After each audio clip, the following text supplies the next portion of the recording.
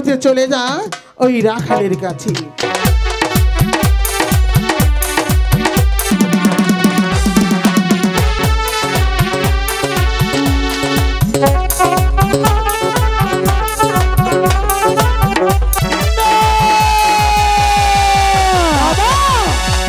দাদা দাদা, রাখাল, তুই আমাকে নিন্দা করেছিস, তুই আমাকে অপমান করেছিস।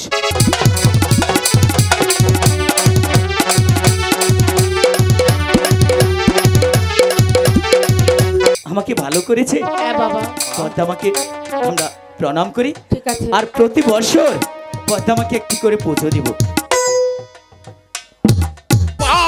আমি শীতল করব সেই কৈলাস।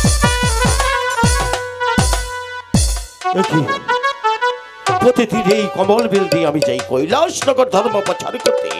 এই কমল বিলে এমন কোন মনোবান্তিক দৃশ্য আমার চোখে বেশি আসেনি। আজ কেন এই কমল বিল আলোতে আলোকিত হয়ে আছে, এর যে কোনো বিহিতি বুঝতে পারছি না। এর বিহিতি না জেনে আমি এখান থেকে কোথাও যাব না। কে তুমি? তুমি কি মানব না দানব? যদি আমার কথায় সাড়া না দাও, আমি ভগবানের নামে দিব্যি খেয়ে বলেছি এই কমল বিলের মাঝে আমি তোমাকে পুরে বসাম না। আমাকে মারবেন না। মারবো না? আমি দানব নই, আমি যে একজন মানুষ। মানুষ?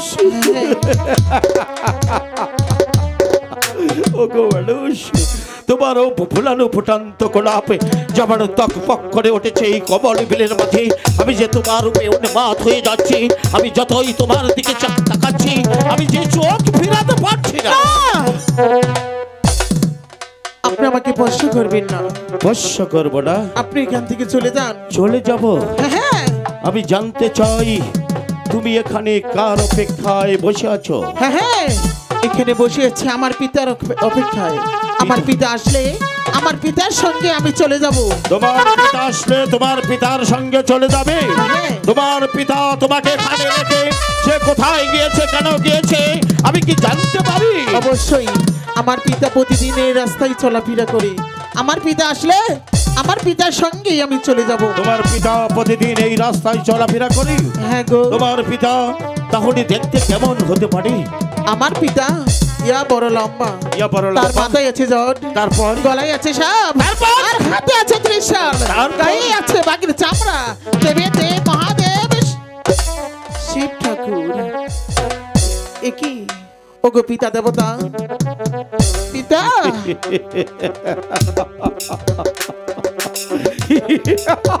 পিতা, এই ছলনাময় কন্যা, তুই তোর সতীত্ব রক্ষা করার জন্য তুই আমার হাতে যা দেখতে পাচ্ছিস, আমার পরনে যা দেখতে পাচ্ছিস, তাই দেখে তুই আমাকে পিতা বলে স্বীকৃতি দিয়েছিস। তুই যতই ছলনা করিস না কেন, আমার হাত থেকে কেউ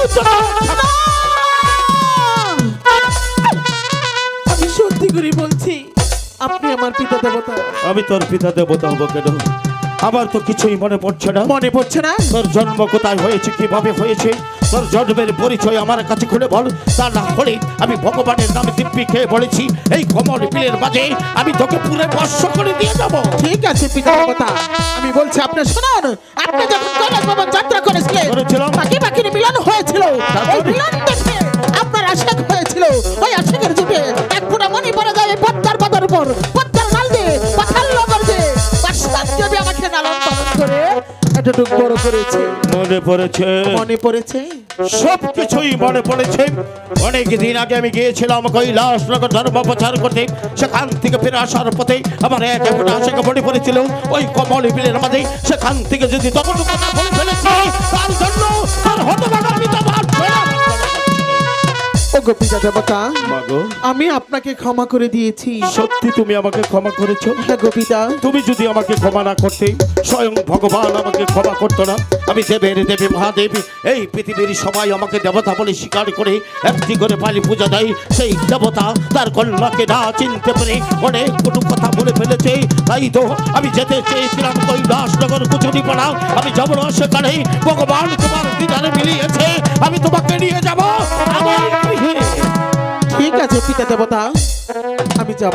আখি বন্ধন করো। এই তো আখি বন্ধন করছি। আমার পুষ্পরতি স্বর হও। এই তো স্বর হচ্ছে। আমি তোমাকে নিয়ে যাবো এখান থেকে সেই পঞ্চপুরুষ। এবার চলুন। ও ভাই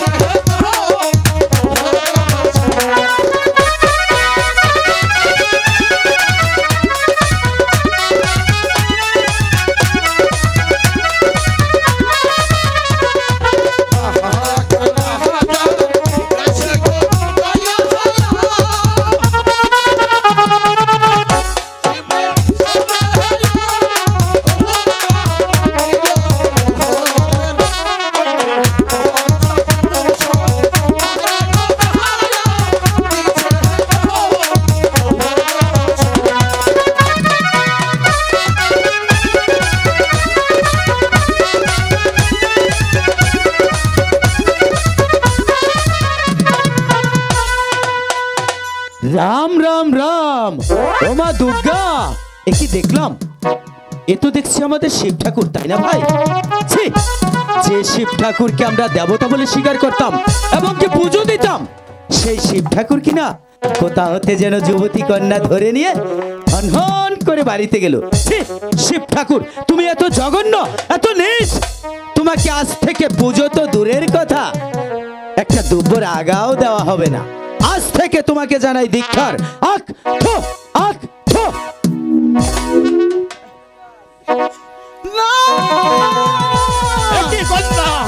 হঠাৎ করে আমার পুষ্পরথ থেকে এভাবে জমিয়ে দোলায় লঞ্চিত অবস্থায় পড়ে গেলে কেন? তোমার কি হয়েছে আমার কাছে খুলে বলো, আমি তোমার সুস্থ পিতা। বলো মা। আপনি কি শুনতে পারলেন না? কি শুনবো? ওই রাখাল কি বলে গেল? কি বলেছে? কি অপমান করে গেল পিতা দেবতা। এই কন্যা কে কি বলেছে সেদিকে কর্ণপাত না করে তুমি তোমার অন্তরে কি বন্ধন করে তোমার পিতার পুষ্পরথে স্বর হও। আমি তোমাকে এখান থেকে নিয়ে যাবো সেই আমি যাব না পিতা দেবতা। যাবে না? না না না। কেন যাবে না? ওগো পিতা দেবতা, বলো। আমি যেতে পারি, কিন্তু একটি কথা বলো কি? বলুন, আমার কথা আপনি রাখবেন। তুমি যে আমার অরুষার সন্তান, আমি হয়েছি তোমার জন্মদাতা পিতা। পিতার সাথে গৃহে যাবে, যাওয়ার বেলায় তোমার পিতার কাছে এমন কি কথা বলবে? আমি ভগবানের নামে দিব্যিকে বলেছি, এই পরা পরিবার তোমার সম্মুখে দাঁড়িয়ে কথা দিচ্ছি, আমার কাছে যা যাবে আমি তোমাকে উজাড় করে তাই দিব। ওগো পিতা দেবতা, বলো মা। আমি বেশি কিছু চাবো না, শুধু চাবো আপনার যে অষ্টকোটি কালো লাখ আছে আচ্ছা। সেগুলো আমার ভালো দিতে হবে। না! কেন পিতা? না! না!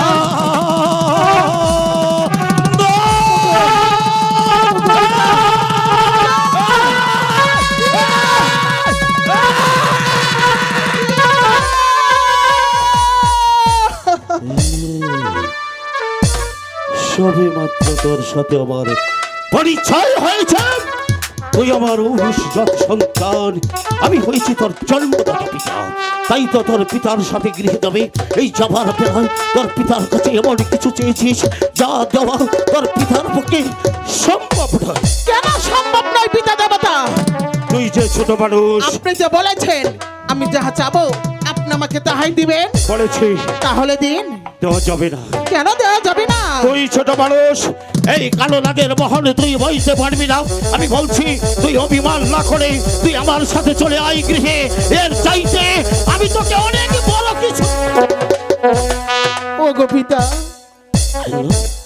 আমি অন্য কিছু নেব না পিতা।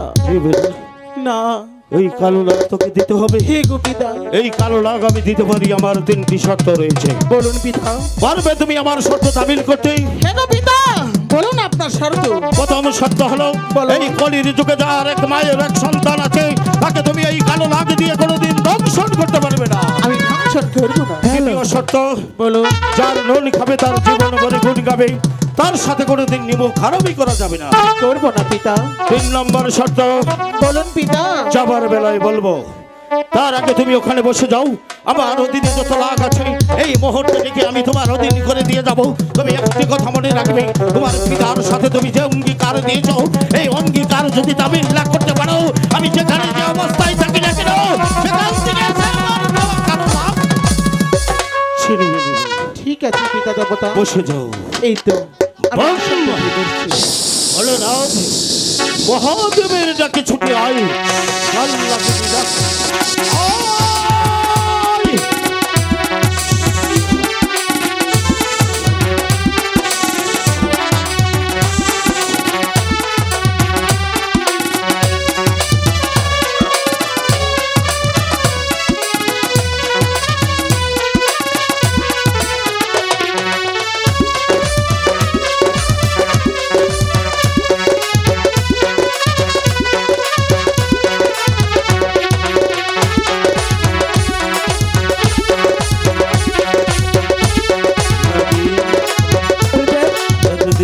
তুই আমার, আজ থেকে হবি তুই আমার কন্যার। আমার কন্যা যা বলবে তাই তুই অবলম্বনস্তকে পালন করবি। ঠিক আছে গুরুদেব। যা লাগ, যা। দুলফুল দুলফুল পদ্মার অঞ্চলে বানিয়া ফুল, এ ফুল যদি ছুটে যাস হয় লাগে তোর ধরে খাস। যা লাগ, যা।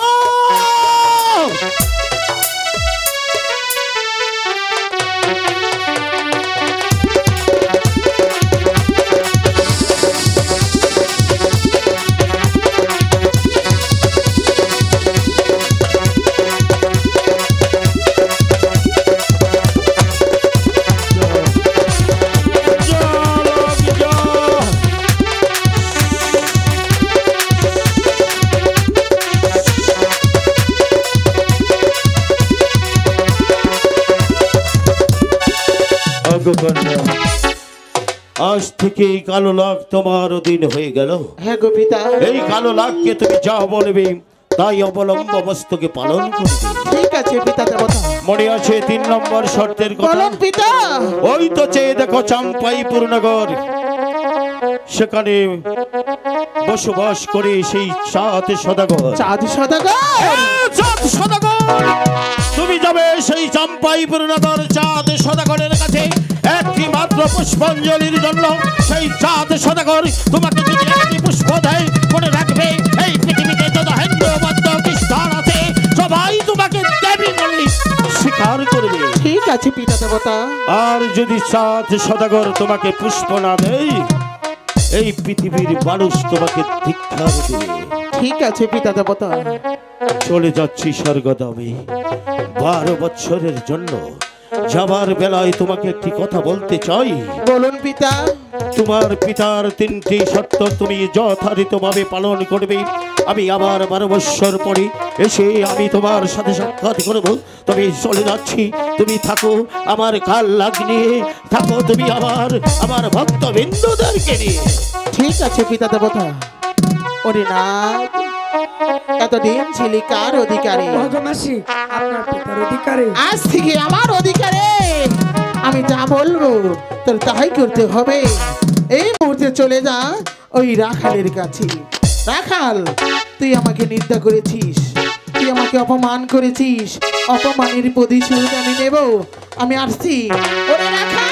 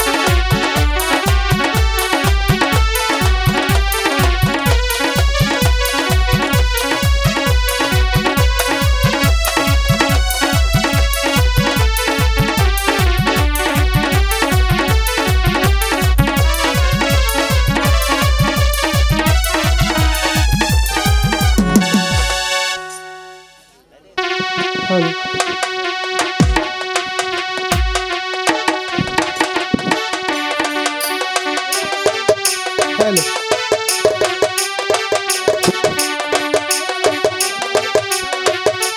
Hello check.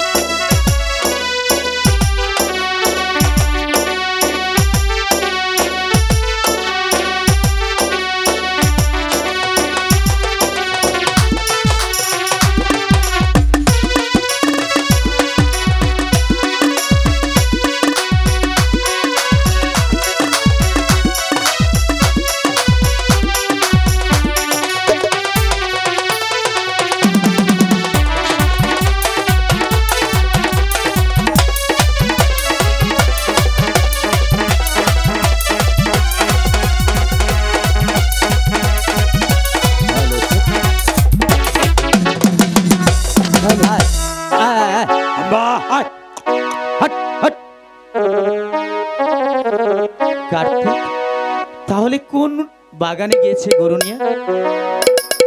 কার্তিক, কার্তিক, ওরে আমি তো গো ঘুরে রাখা তাই নাকি? মাঠে মাঠে গুড়ি বাসরি বা যাইয়া পাহাড়ে গরু বাছু রাখি রে আমি তো গো ঘুরে রাখা রে।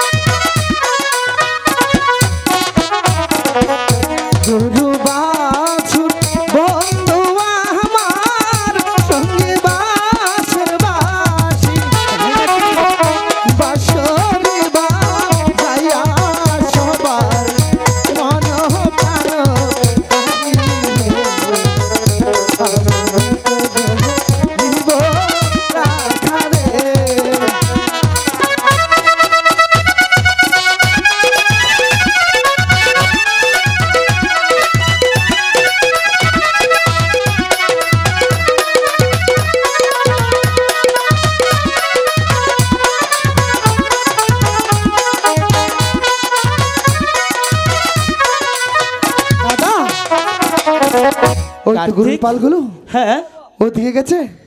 তাই তো, তাহলে চলো না একটু তুমি বিশ্রাম করি। ওখানে বসে একটু বিশ্রাম করো, ঠিক আছে। আমি ওখানে বসি।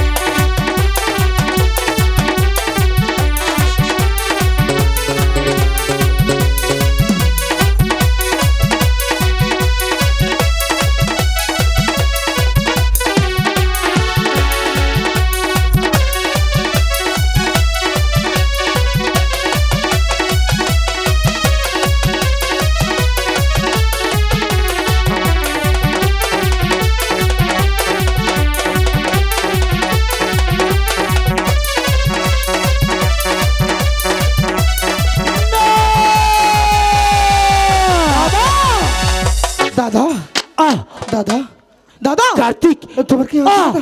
দাদা? কার্তিক, দাদা আহ! তুমি ভালো আছো না? আমাকে সাপে দংশন না! করেছে, কার্তিক। আহ! কোথায় সাপ? কোথায় সাপ? আমি কিসে বেরোবো চলে না। যাচ্ছে দাদা দাদা কার্তিক, দাদা ভাই আমার, তোমার কিছু হবে না দাদা। তুই এখান থেকে চলে যা। না দাদা আমি তোমাকে ছেড়ে তারা হলে যে যাবো না। তার হলো যে তোকে সাপে দংশন। দাদা আমি তোমাকে ছেড়ে কেমন করে যাবো দাদা? দাদা না, তুই চলে যা।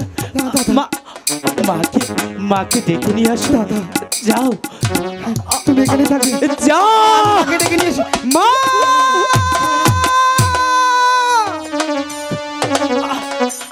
আহ! ও ভগবান, এ কেমন অপরাধ করেছি ঠাকুর, আমাকে সাপ দিয়ে দংশন করালে। মা গো, মা তুমি কোথায় মা?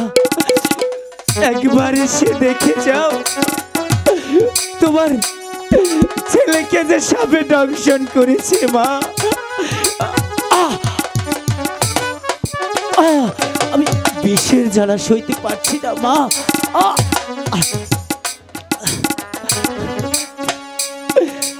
হাই গো,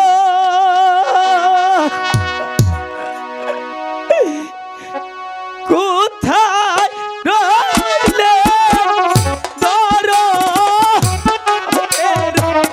মা গো, দেখে যা সিয়া গো, মা গো।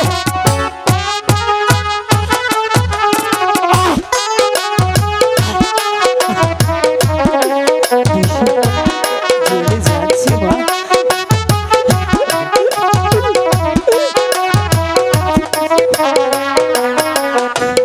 হায়, কোথায় রইলে ধরো ভাই গো, ভাই গো, বাঁচাও না আয়া বাহারে গো, মা গো। আহ!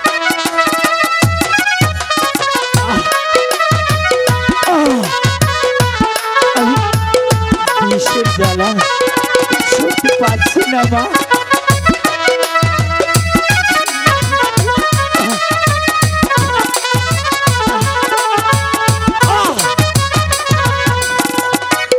হায় গো, কোথায় রইলে ধরো ওহদের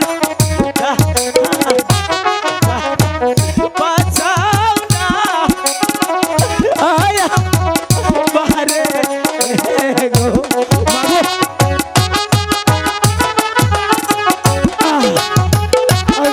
বিষে সইতে পারছি না মা।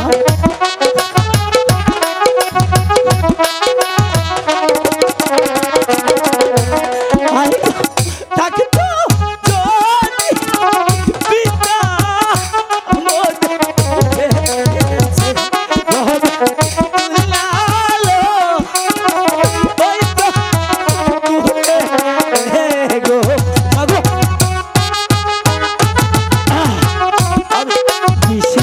সইতে পারছি না।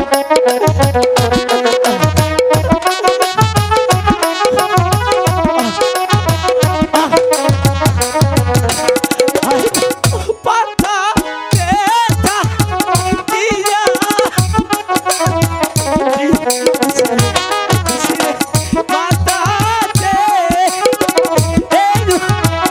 দিল।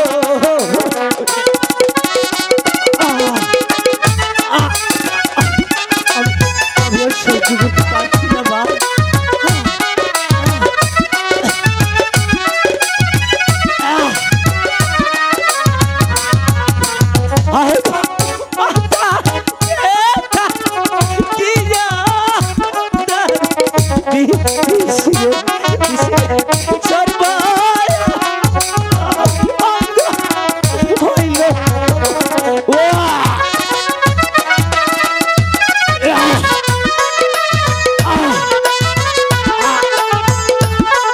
বাবু আমি জন্মের মতো চলে যাচ্ছি।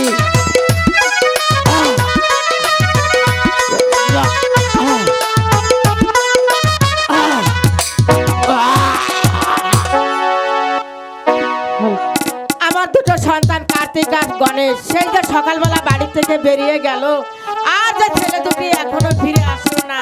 সকালবেলা বলল, মাগো আমার খুব ক্ষুধা পেয়েছে, চারটা খেতে দাও। আমি বললাম, ওরে বাবা, ঘরে তো এক মুঠো চাল নেই, তাহলে তোদেরকে খেতে দিব কোত্থেকে? সেই যে ছেলে দুটি বেরিয়ে গেল, আর এখন পর্যন্ত ফিরে এলো না। ঠিক আছে, আমি দেখি ওদেরকে ডেকে ওরা আমার ডাকে সাড়া দেয় কিনা। কার্তিক, কার্তিক, গণেশ, কই কেউ তো আমার ডাকে সাড়া দিচ্ছে না। তাহলে আমার ছেলে দুটি গেল কোথায়? ঠিক একই মায়ের সঙ্গে রাগ করে এখানে শুয়ে আছো, তাই না বাবা? চলো, আমি পাক করেছি, খাবে। ওঠো গণেশ, কথা বলো। এই তো তোমার মা তোমাকে ডাকছে, কথা বলো। তোমার জন্য পাক করেছি, খাবে। ওঠো বাবা, ওঠো, কথা বলো। এ কি, আমার সন্তান কথা বলছে না, শরীরটা দেখছি ঠান্ডা। তাহলে আমার সন্তানের কি হলো? গণেশ, কথা বলো গণেশ। এই তো তোমার মা তোমাকে ডাকছে, কথা বলো।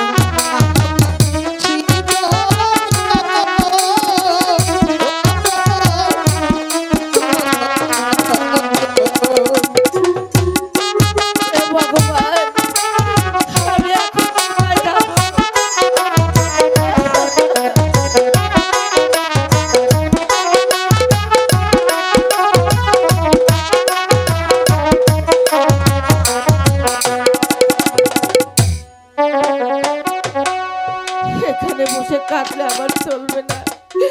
আমি মা পদ্মাকে স্মরণ করি, দেখি আমার মা পদ্মা আমার ডাকে সাড়া দেয় কিনা। কোথায় মা পদ্মা?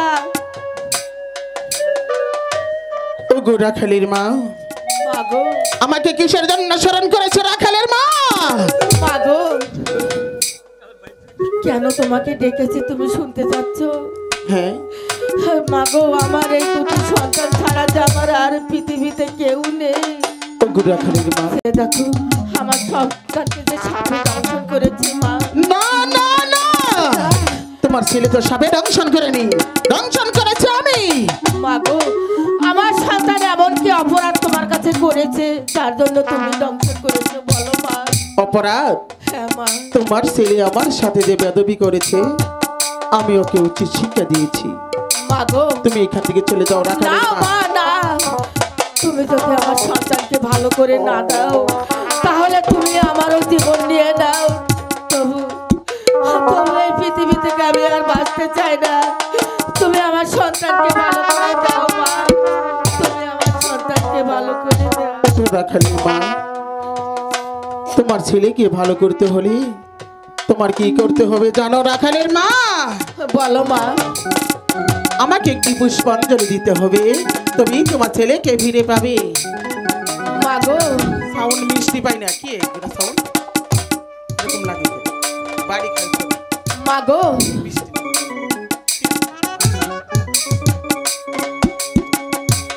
বলো। আমি গরিব মানুষ, তোমার পুষ্পাঞ্জলি দেবো মা। আমি জানি তুমি গরিব, তুমি বড় অসহায় রাখালের মা। বলো মা।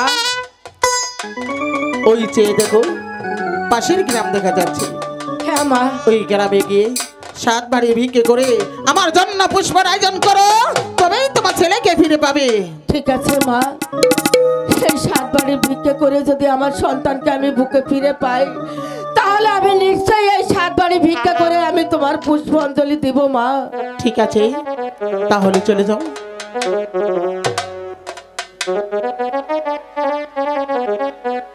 না ও গুড়াখালির মা, মাগো, আমার পুষ্পের আয়োজন করো।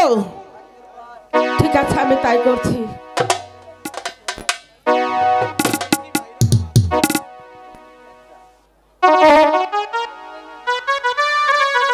মাগো, এই তো তোমার পুষ্পাঞ্জলি আমি নিয়ে এসেছি মা।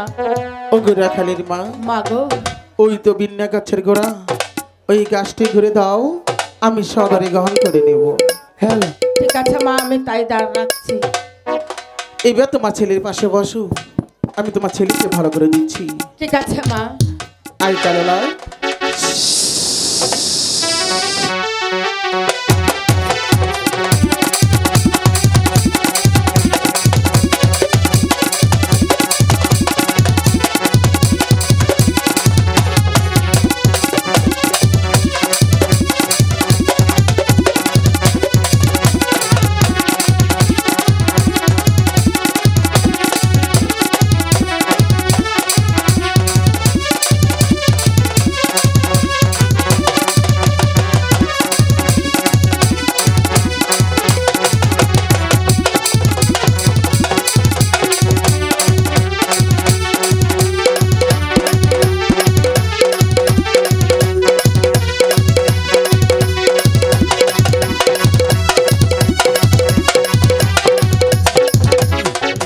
আয় আয় হাম্বা আয় আয় হাম্বা আয়। কাকে মা? ডাকছো বাবা তুমি? আমি তো মাঠে গরু রাখতে এসেছি মা। তুমি তুমি এখানে কি করে এলে মা? বাবারে, তোরা যে সাপে দংশন করেছিল। সাপে? হ্যাঁ, আমাকে বাবা। সাপ দংশন করেছিল? হয়েছে। তাহলে আমি আবার ভালো হলাম কি করে মা? ওই তো মা দেবী তোমাকে ভালো করেছে। ওই তো দেবী, পদ্মা দেবী আমাকে ভালো করেছে। হ্যাঁ বাবা। মা চলো না, পদ্মা আমাকে আমরা প্রণাম করি, ঠিক আছে। আর প্রতি বছর পদ্মা আমাকে একটি করে পুজো দিব।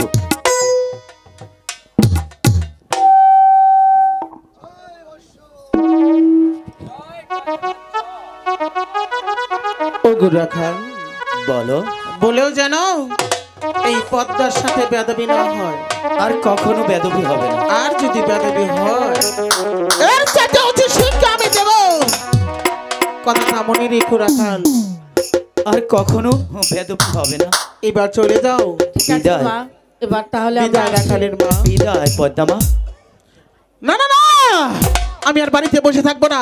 আমার ভিতর কথা মতো আমি এখনই চলে যাব ওই চম্পাইনগর চন্দ্রশেখর সদাগরের বাড়িতে দেখি চন্দ্র সদাগর এই বিশ্বমাতা বড় সদাগর আমাকে দেবিত্ব স্বীকার করে কিনা, একটি করে বাড়ি পূজা দেয় কিনা। আর বিলম্ব না করে এখনই রওনা হব ওই চম্পাইনগর চন্দ্র সদাগরের বাড়িতে। ওহরে চল যে পহর